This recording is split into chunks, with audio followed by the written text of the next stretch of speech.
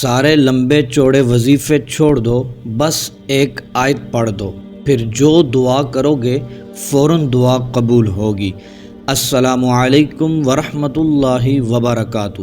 محترم بھائیوں اور میری بہنوں، آپ وظائف کر کر کے تھک چکے ہیں، دعائیں قبول نہیں ہو رہی، حاجتیں پوری نہیں ہو رہی، کام اٹکے ہوئے ہیں۔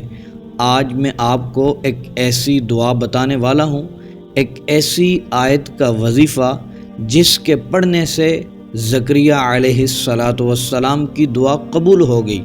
آپ اس آیت کو پڑھ کر دعا مانگیں گے، آپ کی دعائیں قبول ہوں گی انشاءاللہ عز و جل۔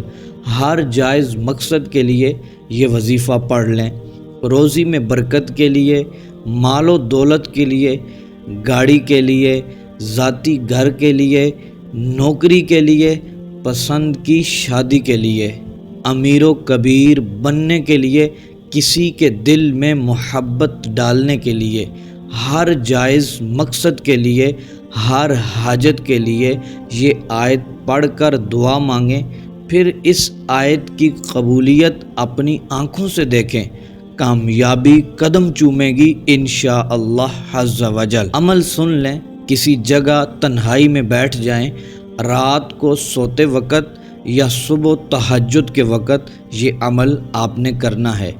11 بار درود پاک پڑھیں، پھر 100 بار یا سمیعو پڑھیں، پھر 111 بار یہ آیت کریمہ پڑھیں، وَلَمْ أَكُمْ بِدُعَائِكَ رَبِّ شَقِيًّا۔ یہ آیت کریمہ سورہ مریم کی آیت نمبر 4 کا مختصر سا حصہ ہے۔ یہ آیت پڑھنے کے بعد پھر 100 بار یا وہابو پڑھیں، پھر 11 بار درود پاک پڑھ کر پھر محترم دوستو آپ نے دونوں ہاتھوں کو اٹھا کر اپنے لیے دعا کرنی ہے۔ جس نیت سے یہ عمل کیا تھا اب اس کے لیے دعا کریں، اپنی حاجت کے لیے دعا کریں، اپنی روزی کے لیے دعا کریں، انشاءاللہ عز و جل اس آیت کی برکت سے آپ کی دعائیں قبول ہوں گی۔ حضرت زکریا علیہ السلام نے بھی اس آیت کو پڑھا، آپ کی دعا قبول ہوئی، آپ کی دعائیں بھی انشاءاللہ عز و جل قبول ہوں گی۔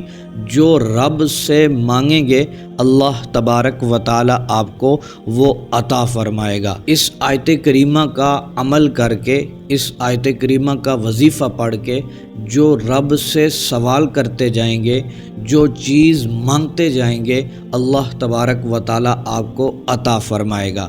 پھر جب کبھی زندگی میں کسی بھی چیز کی حاجت ہو، یہ آیت کریمہ 111 بار پڑھ کے آپ ہاتھ اٹھا کر دعا کریں گے انشاءاللہ عز و جل وہ چیز، وہ حاجت آپ کی پوری ہو جائے گی۔